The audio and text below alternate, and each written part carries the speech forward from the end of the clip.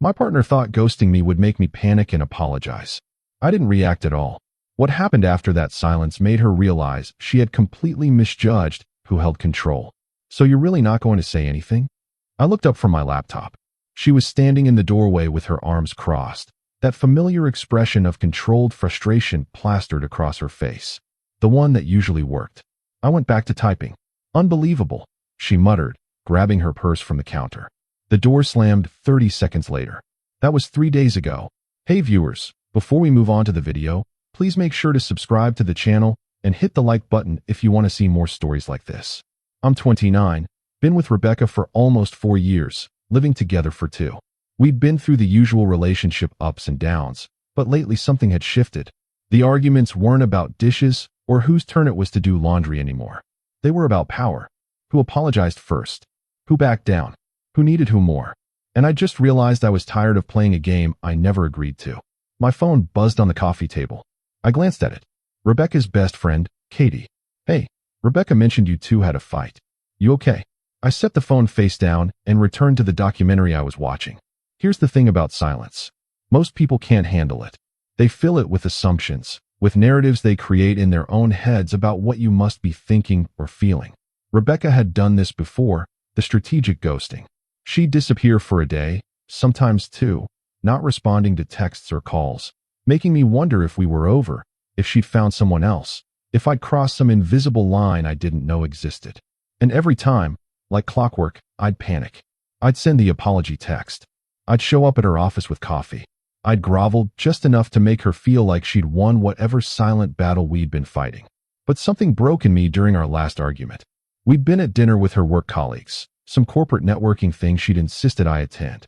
I'd spent 3 hours smiling politely while her boss droned on about quarterly projections and synergistic paradigm shifts, or whatever business buzzword salad he was serving.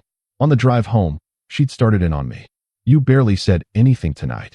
I didn't have much to contribute to a conversation about pharmaceutical sales strategies. You could have tried. You made me look bad. I was polite. I listened. What exactly did I do wrong? You don't get it. These people are important to my career. And I supported you by being there. What more do you want? That's when she'd gone quiet. The dangerous kind of quiet. The kind that meant I was supposed to recognize I'd failed some unspoken test and start apologizing. Instead, I'd turn on the radio. Her jaw had actually dropped. We'd gotten home in silence, and the next morning, she'd manufactured a fight about me not taking out the recycling, which somehow escalated into me never supporting her and not understanding what she needs. I'd calmly pointed out that the recycling argument felt manufactured. That's when she'd asked if I was really not going to say anything. And here we were, day 3 of silence. My phone buzzed again. Katie, persistent as always. She's really upset. Maybe just call her. I almost laughed. The flying monkeys had been deployed. That was Rebecca's signature move. When the silent treatment didn't work fast enough, she'd send in her friends to do reconnaissance, to apply pressure, to make me feel like I was the unreasonable one for not crumbling under the weight of her disappointment. I picked up my phone and typed a response to Katie. I appreciate you checking in, but this is between Rebecca and me. Hope you're doing well. Professional. Polite. Firm. Katie responded within seconds. She said you two haven't talked in 3 days. That's not healthy. We'll work it out. Thanks though. I muted the conversation. Work had actually been remarkably productive these past 3 days. Without the constant anxiety of wondering when Rebecca would reach out, what mood she'd be in, whether I needed to prepare another apology for crimes I didn't commit, I'd finished 2 projects ahead of schedule. My buddy Marcus had texted asking if I wanted to grab beers Thursday night.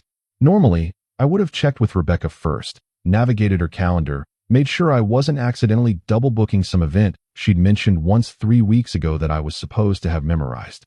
This time, I just said yes. Thursday evening, Marcus and I were 3 beers in at our usual spot when he asked the question. So what's going on with you and Rebecca? What do you mean? You seem different. Lighter maybe. Less stressed. I rotated my beer bottle on the coaster. We're in a fight. Sort of. She's giving me the silent treatment. Has been for 3 days. Marcus whistled low. And you're here having beers instead of panicking? What happened to you? I got tired, man. Tired of the games. Tired of always being the one who has to fix things. Tired of apologizing for stuff I didn't do wrong. About time, he said, raising his glass. I've been watching you shrink yourself for years. His words hit harder than I expected. What do you mean? Dude, you used to have opinions. About movies, music, where to eat, what to do on weekends. Now you just agree with whatever she wants. You check your phone every 5 minutes to see if she's texted. You leave early from stuff because she might need you. It's been hard to watch. I stared at my beer. I didn't realize it was that obvious. To everyone but you, apparently. We sat in silence for a moment. So what are you going to do? Marcus asked. Honestly, nothing. I'm not chasing her this time. If she wants to talk, she knows where I am. He clinked his bottle against mine. Proud of you, man. I got home around 11. The apartment felt different now, less like a minefield I had to carefully navigate and more like just a space. My phone had been refreshingly quiet all evening. I brushed my teeth, changed into sweats, and was about to turn off the lights when my phone finally buzzed. Rebecca, we need to talk. For words I'd normally have responded to immediately with of course, when, or, I'm sorry, what do you need?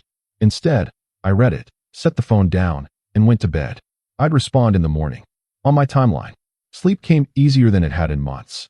Friday morning, I woke up to 17 text messages. Rebecca had escalated overnight. Did you seriously just ignore me? This is ridiculous. You're being childish. I can't believe you're acting this way. After everything I've done for you. Fine. Be that way. I'm starting to think you don't even care about this relationship. My mom thinks you're being emotionally abusive. That last one made me laugh out loud. I was being emotionally abusive by not engaging with her silent treatment? The mental gymnastics were Olympic level. I made coffee, scrambled some eggs, and sat down at my laptop before finally responding. I'm happy to talk when you're ready to have an actual conversation. Let me know. Short, simple, calm. I hit send and went back to work. She responded in under a minute. I've been ready to talk. You're the one who's been ignoring me. I felt that familiar pull, the old instinct to engage, to defend myself, to get pulled into the circular argument where somehow I'd end up apologizing for her giving me the silent treatment. Instead, I typed, I'm free Sunday afternoon if you want to meet and talk in person. 2 days away. On my terms. The dots appeared and disappeared about 6 times. Finally, fine. I went about my day. Work, gym, meal prep for the week, a video call with my parents who seemed surprised by how upbeat I sounded. Saturday passed in peaceful productivity.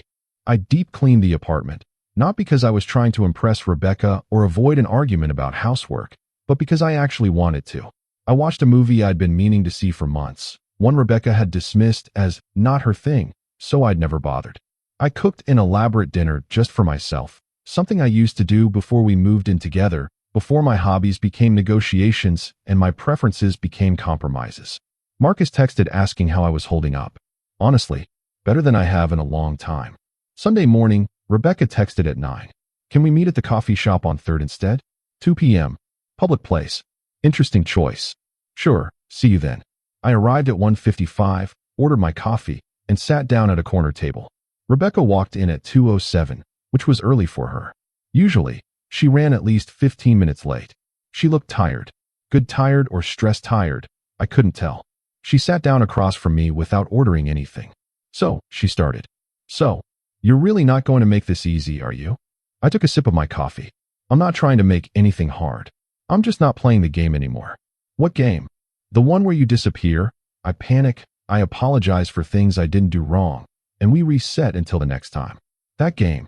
She blinked, caught off guard by my directness. I wasn't playing a game. I was hurt. About what? Specifically, about you not supporting me at that dinner. About you dismissing my feelings.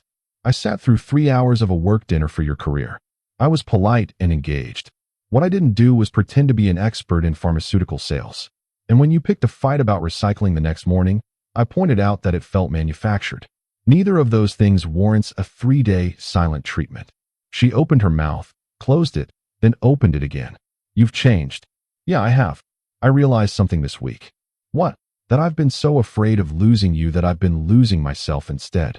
And that's not sustainable. It's not even healthy. Her eyes widened slightly. So what? You're breaking up with me. I didn't say that. But I am saying that things need to change. We need to change. This dynamic we've fallen into where you test me, and I scrambled to pass tests I don't even understand. It's exhausting. And it's not love. Not love? I've given you 4 years. And I've given you 4 years too. This isn't about who's invested more. It's about whether we're actually good for each other or just familiar. She sat back in her chair, arms crossed again. That defensive posture I knew so well. I can't believe you're saying this. What did you expect, Rebecca? That you'd ignore me for 3 days and I'd come crawling back, apologizing for hurting your feelings in ways I still don't understand? That worked before. It's not going to work anymore. So you're just going to throw away 4 years? Stop saying that. I'm not throwing anything away. I'm trying to save what's actually worth saving by being honest about what's not working. A barista dropped a cup behind the counter and we both jumped slightly. When I looked back at Rebecca, there were tears in her eyes. Real ones, not the manipulative kind I'd learned to recognize. I don't know how to do this, she said quietly. Do what? Be in a relationship where I'm not in control, where I can't predict your reactions, where you push back. It was the most honest thing she'd said in months, maybe years. Why do you need to be in control? She wiped her eyes with the back of her hand. My parents had this awful marriage. Dad was passive, Mom was controlling, and they were miserable. I swore I'd never be like my mom. But then I dated Trevor for 2 years in college, and he walked all over me. Cheated, lied, made me feel crazy for questioning him. When we broke up, I promised myself I'd never be that powerless again. I felt something soften in my chest, but I didn't let it derail the conversation. So you decided to be the one in control instead. I guess so. I didn't think about it like that, but yeah. And I was safe, reliable, eager to please. She nodded, fresh tears spilling over. I thought that's what I wanted. Someone who wouldn't hurt me. Someone I could trust because they needed me more than I needed them. But that's not partnership, Rebecca. That's just a different kind of dysfunction. She was quiet for a long time. The coffee shop bustled around us, oblivious to the relationship dissecting itself at table 7. I don't know if I can change, she finally said. I don't know if I can stay if you don't, I replied. It was the truth, and it felt both terrifying and liberating to say it out loud. What do you want from me? She asked. I want a partner, not a supervisor. I want someone who trusts me enough not to test me constantly. I want to be able to have a different opinion without it becoming a fight about loyalty or support. I want to feel like we're on the same team instead of opposite sides of a power struggle. She absorbed this, nodding slowly. That's fair. That's all fair. And I need you to stop weaponizing silence. If you're upset, tell me. If I've done something wrong, explain it. Give me a chance to understand and respond. Don't just disappear and expect me to figure out the puzzle while panicking about whether we're over. I didn't realize that's what I was doing. Well, that's what it feels like from my side. She reached for a napkin and dabbed at her eyes. I called my therapist yesterday. Made an appointment for Tuesday. I raised my eyebrows. Yeah. Katie told me I was being unreasonable. Can you believe that? My own best friend. She said I'd been talking about you like you were the problem for so long that she'd started to believe it too. But then when she actually thought about the stories I was telling her, she realized I was the one creating most of the conflict. Katie said that. She was nicer about it, but yeah. She said that if my response to you setting a boundary was to punish you with silence, maybe I was the one who needed to look in the mirror. I took another sip of coffee, processing this. I'm glad you're seeing your therapist. Are you going to leave me? The question hung in the air between us. Honest answer, I didn't know. I don't want to. But I also can't keep living the way we've been living. So I guess the answer is that it depends on whether we can actually change this dynamic. I want to try. Wanting to try and actually doing the work are different things. I know. I do. I'm going to talk to Dr. Morrison about all of this. About the control stuff, the testing, the silent treatment. All of it. I nodded. And I think maybe I should see someone too. Because I let this pattern develop. I enabled it by always being the one to fold. That's on me too. She looked surprised. You'd go to therapy? Yeah. I think I need to figure out why I've been so afraid of conflict that I'd rather betray myself than risk losing you. That's not healthy either. We sat in silence for a moment, but it was a different kind of silence. Not weaponized. Not manipulative. Just two people sitting with hard truths. Can I ask you something? Rebecca said. Of course. This week, when I was giving you the silent treatment, were you really okay? Or were you just pretending not to care? I considered the question carefully. The first day, I was anxious. Old habits die hard. But then something shifted. I realized that I was more afraid of losing myself than losing you. And once I realized that, I actually was okay. Sad about the situation, frustrated with the pattern, but genuinely okay. She flinched slightly, but nodded. That must have been scary. Realizing you could be okay without me. It was. It also felt like breathing for the first time in months. Ouch. I'm not trying to hurt you. I'm trying to be honest. I know. You're right. Honest is what we need. A family with 2 small kids came in, the children immediately drawn to the pastry display. Their delighted squeals created a strange counterpoint to our heavy conversation. So what happens now? Rebecca asked. I think we both do the therapy work, individually, and then maybe we try couples counseling if we both want to stay together after that. You do couples counseling? Yeah, if we're both actually committed to changing. But Rebecca, I need you to understand something. What? I'm not going to go back to how things were, even if it means we don't make it. I can't be that version of myself anymore. She nodded slowly. I understand. And honestly, I don't think I want that version of you either. I thought I did. But this week, not having you chase me, not having you panic, it made me realize that I don't actually respect Doormat you. I just knew how to control him. It stung, but it was true. So we're starting from scratch. I said, yeah, I guess we are. We talked for another hour. Not about logistics or who was right or wrong, but about what we each actually wanted from a relationship. It was the most honest conversation we'd had in years, maybe ever. When we finally left the coffee shop, the sun was starting to dip lower in the sky. Can I ask you something else? Rebecca said as we stood on the sidewalk. Sure. When you go home tonight, are you going to feel relieved to be alone? Or are you going to miss me? Another honest question deserving an honest answer. Both, probably. Is that okay? A small smile tugged at her lips. Yeah, that's okay, because I'm going to feel the same way. We hugged, briefly and awkwardly, like 2 people who were familiar but not quite comfortable anymore. I'll text you after my therapy appointment Tuesday, she said. Let you know how it goes. Okay, good luck. You too. With your stuff. I watched her walk to her car, get in, and drive away. Then I walked to my own car and sat in the driver's seat for a solid 10 minutes before starting the engine. My phone buzzed. Marcus, how'd it go? Me. Better than expected. Worse than hoped. Somewhere in the middle of honest and painful. Marcus, that's probably good. You okay? Me, yeah, I really am. And I was. The drive home felt different. Not like driving toward an empty apartment that used to hold a relationship. More like driving toward a space that was mine, where I could figure out who I was when I wasn't constantly bracing for the next test or criticism or silent punishment. Over the next few weeks, Rebecca and I texted occasionally. She shared small insights from therapy. I did the same. Nothing heavy, just progress reports from 2 people trying to unlearn destructive patterns. She told me Dr. Morrison had asked her to write down every time she felt the urge to test me or use silence as a weapon, and to instead write what she was actually afraid of.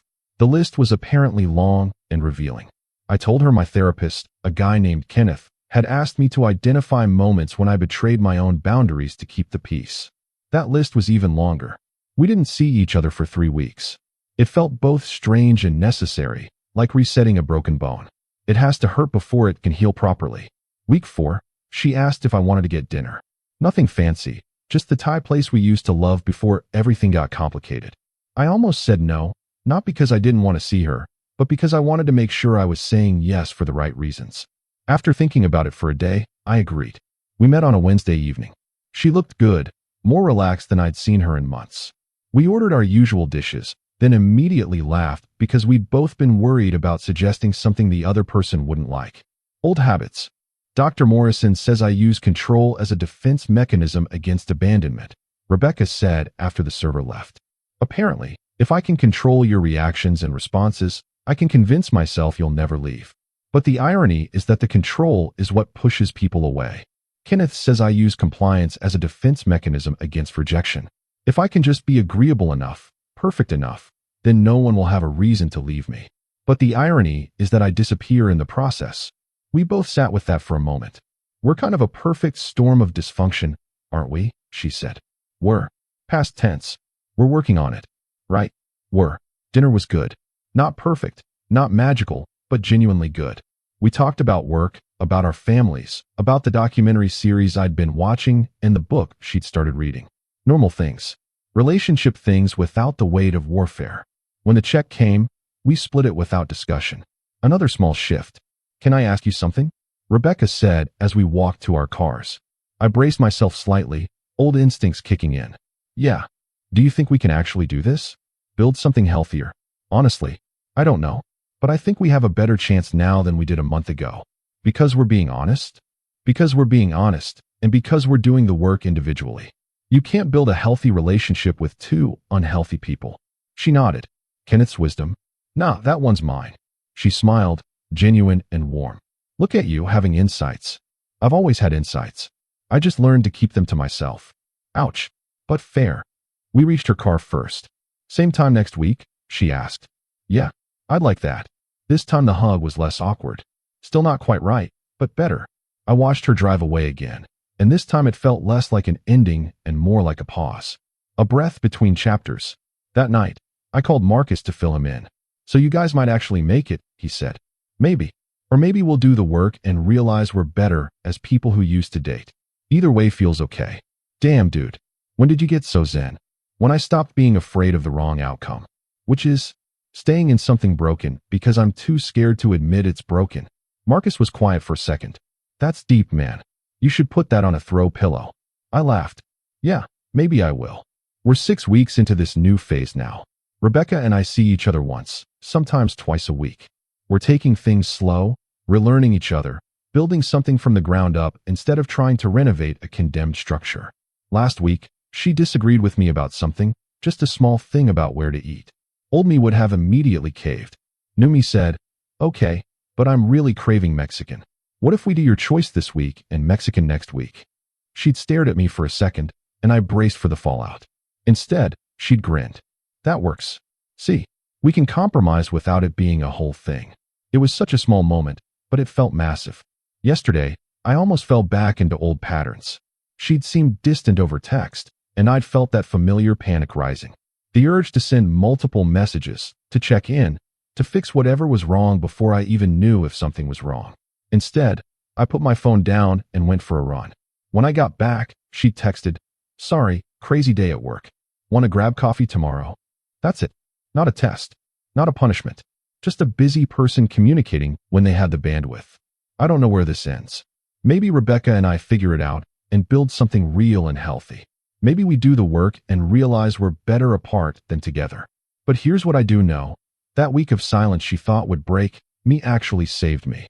It forced me to sit with myself, to realize I could survive her disappointment, her withdrawal, her disapproval. And once I knew I could survive it, I stopped being controlled by the fear of it. She thought ghosting me would make me panic and apologize. Instead, it made me realize I'd been apologizing for existing, for having preferences, for taking up space in my own relationship. The silence didn't make me weaker. It made me remember who I was before I'd learned to shrink. And apparently, she'd been watching, learning, realizing that the version of me she could control was never the version of me she actually wanted. We're not fixed. We're not perfect. But we're honest now, and that's something. Maybe it's everything. I'll find out. We both will. Together or apart. At least we'll find out as whole people instead of fractured ones playing games neither of us could win. And that silence she thought would punish me, it ended up being the best gift she ever gave me. The space to remember I was worth more than constant apologies. Worth more than performing for approval. Worth more than disappearing to keep the peace. Turns out, silence isn't always a weapon. Sometimes it's just the pause you need to hear yourself think. To remember who you were before you became who someone else needed you to be. That week taught me something Rebecca's words never could. That I was going to be okay either way. And once you know that, really know it, everything changes. She's learning it too, in her own way. Learning that control is just fear wearing a crown. That trust is scarier than testing, but infinitely more sustainable. That love isn't about winning. We're both still figuring it out. But at least now we're figuring it out honestly. And if it doesn't work, if we end up going our separate ways after all this therapy and effort and brutal honesty, at least we'll both walk away as fuller versions of ourselves. At least we'll both have learned that silence, real silence, the kind where you're alone with your thoughts and fears and truth, is sometimes exactly what you need. Not as punishment, as permission. Permission to be whole. Permission to want more. Permission to stop playing games you never wanted to play in the first place.